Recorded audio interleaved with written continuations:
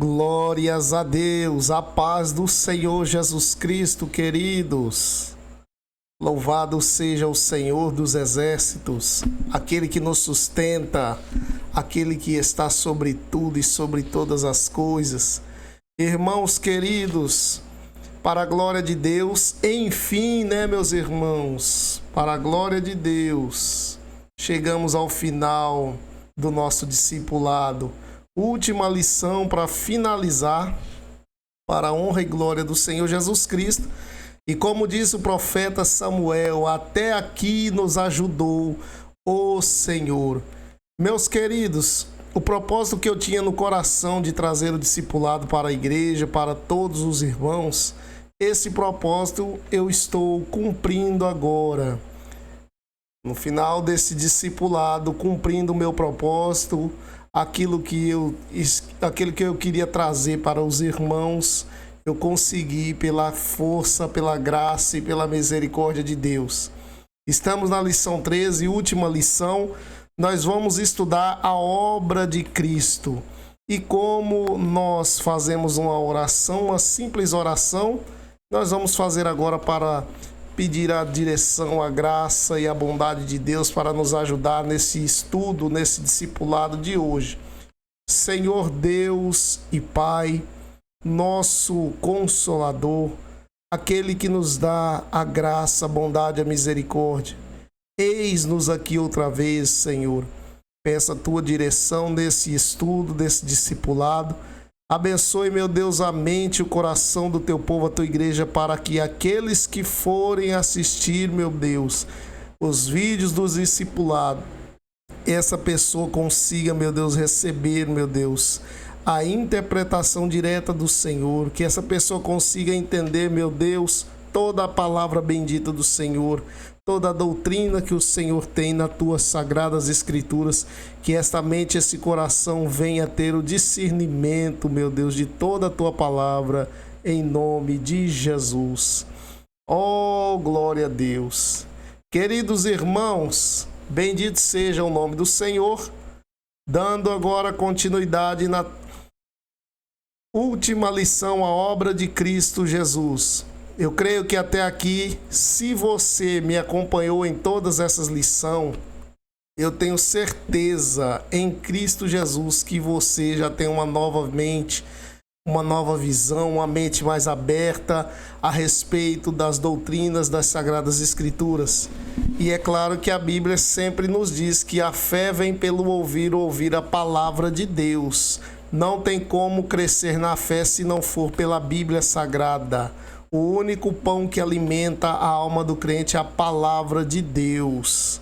Queridos, eu tenho certeza, então, se você me acompanhou até aqui nesse estudo, você já recebeu de Deus uma rica bênção, que é o conhecimento, aquilo que ninguém pode jamais tirar de você. Através da graça de Deus, pela vida do irmão Leandro, que traz para você esse discipulado. A obra de Cristo, certo? Nesse estudo tem o texto áureo lá em 1 Timóteo, capítulo 6, verso 15. Paulo escrevendo a carta ao jovem pastor Timóteo, ele diz: a qual no tempo próprio manifestará o bem-aventurado e único soberano, Rei dos reis e Senhor dos senhores. Verdade doutrinária é: a morte e a ressurreição de Jesus são um ponto mais elevado da sua vida e ministério. Olha aí, irmãos, a morte quando ele morreu e depois ressuscitou. Esse foi o ponto mais alto, mais elevado da vida e ministério de Jesus. O ponto principal foi a ressurreição. Tudo o que ele realizou e tudo o que ele fez, tudo que ele realizou se fez imortal por sua morte. E sua ressurreição declara que o sacrifício por nós foi aceito por Deus. Tudo o que Jesus está nos mostrando aqui, meus irmãos, que o sacrifício perfeito dele, o sacrifício do Cordeiro de Deus foi aceito pelo próprio Deus. Então isso é uma doutrina, a obra de Cristo. 1 Timóteo capítulo 6, verso 13 ao 16, vai dizer: diante de Deus, que todas as coisas vivifica, e diante de Jesus, que perante Pôncio Pilatos deu testemunho da boa confissão, exorto-te a que guarde esse mandamento sem mácula e irrepreensível, até a vinda de nosso Senhor Jesus Cristo, a qual, no tempo próprio, manifestará o bem-aventurado e único soberano, Rei dos reis e Senhor dos senhores, aquele que possui, ele só, a imortalidade e habita na luz inacessível, a quem nenhum dos homens tem visto, nem pode ver, a qual seja honra e poder sempre eterno. Amém. Glória a Deus. A obra de Jesus, a obra de Cristo, nosso Salvador.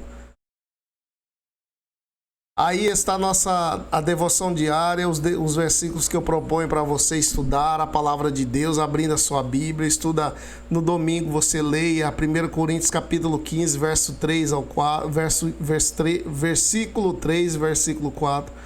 2 Coríntios capítulo 5, do 18 ao 20. Terça-feira, Colossenses capítulo 1, verso 17 ao 20. 1 Timóteo, na quarta-feira, 1 Timóteo 3,16, quinta-feira, Hebreus 9, verso 13 e verso 14. Sexta-feira, João, capítulo 19, verso 30. No sábado, João 20, do versículo 1 ao verso 10. A introdução do nosso estudo do discipulado de hoje é: Cristo realizou muitas obras. Está lá em João, capítulo 20, verso 30 e 31. Jesus fez várias e várias obras, muitos e muitos milagres. Porém, a obra suprema que consumou foi morrer pelo pecado do mundo. A obra suprema foi morrer pelo pecado do mundo, da humanidade. Mateus capítulo 1, verso 21. Pelo amor de Deus, queridos, abra sua Bíblia, acompanhe no texto sagrado as referências. Incluídas nesta obra expiatória figuram a sua morte, ressurreição e ascensão. 3 obras preciosas de Jesus: morte, ressurreição e ascensão. Ele não somente devia morrer por nós, irmãos, mas também viver por nós. Ele não somente devia ressurgir por nós, mas também ascender aos céus para interceder por nós diante do Pai. Romanos capítulo 8, verso 34. Capítulo 4, verso 25, capítulo 5, verso 10. Louvado seja o nosso Deus.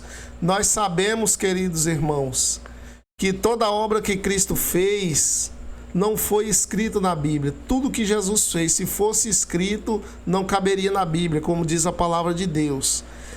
Um certo estudioso calculou, irmãos, que se os 3 últimos anos de vida e ministério de Jesus fossem detalhadamente registrados, como foi registrado os 3 últimos dias de sua vida, nós teríamos que acrescentar mais 8.400 páginas à Bíblia Sagrada. Então, Jesus Cristo, de tudo que ele tem feito, toda a sua obra não foi registrada, foi somente algumas. E as obras que foram registradas ficou para acrescentar a nossa fé, para que nós possamos conhecer o Filho de Deus, o Deus vivo, o Deus encarnado. Esta obra que foi registrada foi somente para que nós possamos comer da palavra de Deus e saber que Jesus Cristo veio por nós. Irmãos, Jesus Cristo teve inimigos aqui na terra. E os seus inimigos foram seus conterrâneos.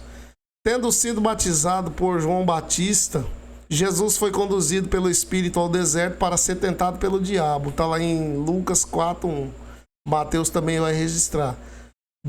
Depois de 40 dias jejuando sobre fortes ataques do inimigo, Jesus dá início ao seu ministério. Ele decidiu iniciá-lo na cidade onde foi criado. em Nazaré. Jesus começa o seu ministério lá em Nazaré. Ali na cidade, ele tomou o rolo do livro do profeta Isaías num dia na sinagoga. Ele se levanta porque os fariseus, judeus, tinham o costume de dar uma leitura aleatória para cada um daqueles que estavam ali. E Jesus se levantou e pegou, e naquele dia Jesus tomou o livro de Isaías e leu. Está lá registrado. Essa leitura de Jesus para nós é o texto de Isaías 61. Quando Jesus começou a aplicar a profecia de Isaías, ele começou a aplicar essa profecia a si mesmo e ao seu tempo. Houve tumulto na sinagoga. Inicialmente era grande euforia. E todos lhe davam testemunho e se maravilhavam das palavras de graça que saía da sua boca e diziam: não é esse o filho de José? Aquelas pessoas de princípio estavam maravilhadas. Só que, no entanto, irmãos, à medida que ele foi se expondo o texto e lendo o texto, o semblante de todos os ouvintes foi mudando. E não muito tempo os ouvintes, ouvindo essas coisas, se encheram de ira. Conforme o que Jesus Cristo ia falando na leitura, eles começaram a ficar irados. Está lá no versículo 28. Então foi tão grande a revolta daqueles homens que eles expulsaram Jesus não só da sinagoga, mas quiseram também jogar Jesus de um monte, do alto do monte abaixo. Esse monte eles queriam jogar Jesus lá embaixo. Aqui está o monte lá em Nazaré, na cidade de Nazaré, que ele é chamado de Monte do Precipício, de tão alto que ele era. Então, irmãos, de tanta ira de Jesus Cristo, aqueles homens judeus queriam lançar Jesus.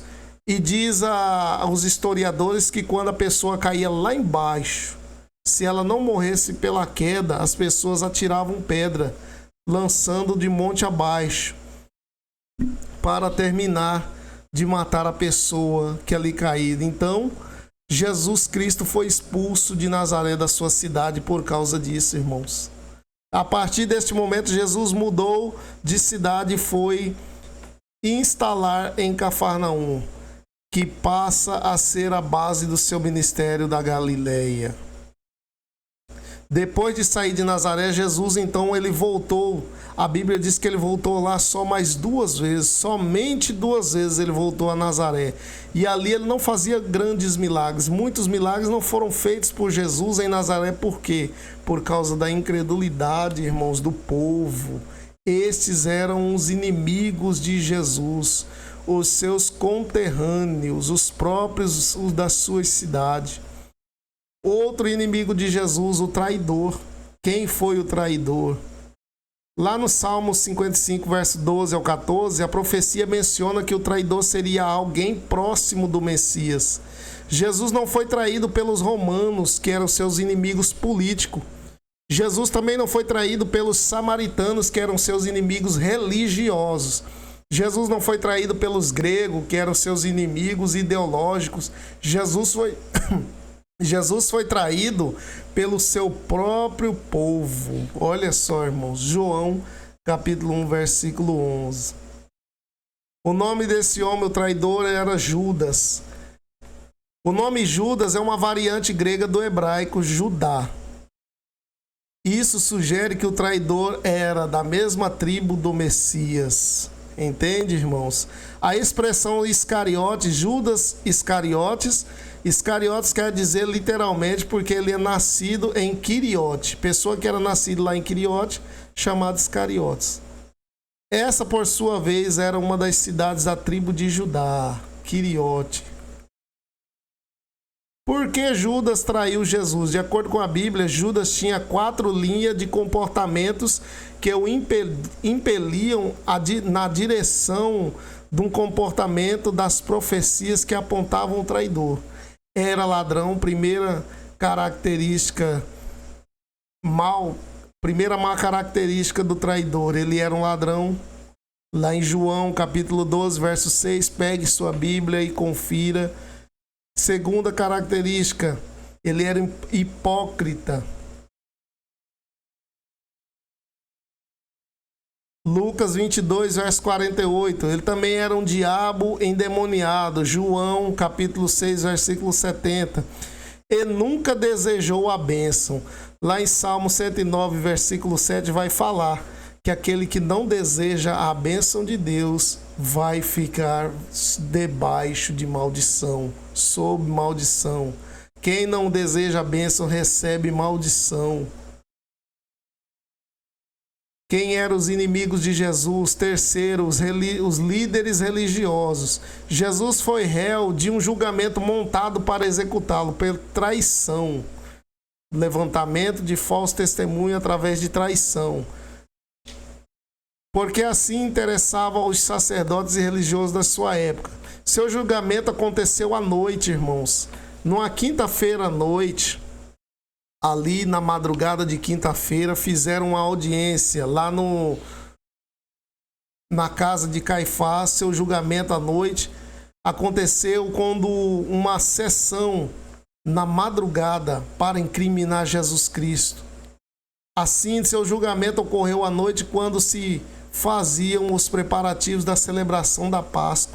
A Páscoa iria começar numa sexta-feira, porém, então, na madrugada, uma quinta-feira antes, naquela noite, os líderes religiosos estavam levantando falso testemunho para incriminar Jesus. Por isso foi levado à casa na casa de Caifás, onde já celebrava a ceia festiva que antecipava as comemorações. Então o evangelista Mateus escreveu que os escribas e os anciãos estavam reunidos. Eles já estavam reunidos tramando como iria prender Jesus Cristo. Precisava ser naquela noite, naquela madrugada, porque os seguidores de Jesus Cristo, se vissem aquela reunião, não ia ficar bem. Eles tinham medo das pessoas, porque iria dar tumulto, irmãos. Bem como os príncipes dos sacerdotes, eles reunidos, os sacerdotes e os príncipes. João chama de corte, lá em João, capítulo 18, versículo 12, ele fala que é a corte, é os líderes religiosos. Em Mateus 27 está escrito que ele foi condenado durante a madrugada. Judas soube da notícia pela manhã bem cedo, Mateus 27, versículo 1. Então também Lucas declara que o concílio aconteceu ao amanhecer, ou seja, na madrugada, Lucas 22, verso 66. O julgamento foi realizado em 4 sessões diferentes. A primeira sessão foi com o sumo sacerdote Caifás, Mateus 26, verso 57, João 18, 24. Segunda sessão foi na casa de Anás, que era o seu sogro, Anás, sogro de Caifás, João 18, 13. Depois Jesus vai para a terceira sessão, é levado para Herodes, que está lá em Lucas 23, verso 8. Depois ele volta para Pilatos, ali no palácio de Pilatos, por onde Jesus passou cerca de 3 vezes, na casa de Pilatos. Observe que houve uma orquestração para condenar o Filho de Deus. Em todos os relatos, no entanto, fica claro que tudo isso fazia parte, tudo isso, essa orquestração, esse plano diabólico fazia parte do plano salvífico de Deus. Era para acontecer, irmãos. Não acharam nada para condenar Jesus. Os líderes religiosos e os líderes políticos não acharam nada. Estavam esperando para incriminar Jesus. Então resolveram acusá-lo injustamente. No âmbito religioso, Jesus foi condenado por blasfêmia e profanação do templo. E no âmbito político, também foi condenado por sedição e desordem pelos romanos. Por isso decidiram matar Jesus Cristo. Porque Pilatos mesmo já havia dito que não vejo nenhum mal nesse homem, não vejo nenhuma acusação, não vejo nesse homem nenhum pecado para que ele seja digno de morte. Então eles condenaram Jesus Cristo, inventaram falsos testemunhos contra ele. a obra de Jesus, seus milagres. Olha só, irmãos, os milagres de Jesus sobre as forças da natureza. Jesus, o poder, a obra e o poder de Jesus sobre a força da natureza. Lucas 8, 23. O poder de Jesus sobre as forças das trevas. Olha os versículos aí. Poder de Jesus sobre as enfermidades, os milagres sobre a enfermidade. A obra de Jesus, a sua morte, o evento mais importante do período do Novo Testamento, bem como a sua doutrina central, resume-se nas seguintes palavras: Cristo morreu, que foi o evento, por nossos pecados, que é a doutrina. Cristo morreu por nossos pecados, como indica Meyer Pirman, o doutor teólogo. Veja 1 Coríntios capítulo 15, verso 3. Na morte de Cristo está a revelação de nossos pecados. Na sua morte, Cristo tomou sobre si as nossas transgressões. Isaías 53 vai falar disso.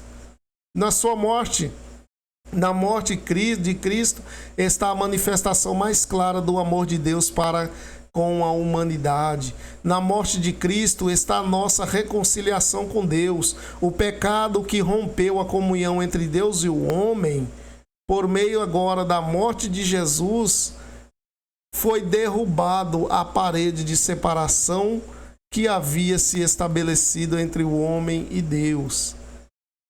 Na sua ressurreição, a ressurreição de Cristo é o grande milagre do cristianismo, é a cereja do bolo, a ressurreição, porque quando ele morre, ele ressuscita. Se ele não houvesse ressuscitado, tudo cairia por terra, irmãos. Mas quando ele ressuscita, então agora dá autenticidade, dá crédito, dá credibilidade nas promessas, nos milagres. Jesus Cristo é o Filho de Deus, Jesus Cristo é Deus, e a sua ressurreição é o milagre do cristianismo. Uma vez que estabelecida a realidade desse evento, é desnecessário procurar provas dos demais milagres do Evangelho. A base do cristianismo está na morte e ressurreição de Jesus.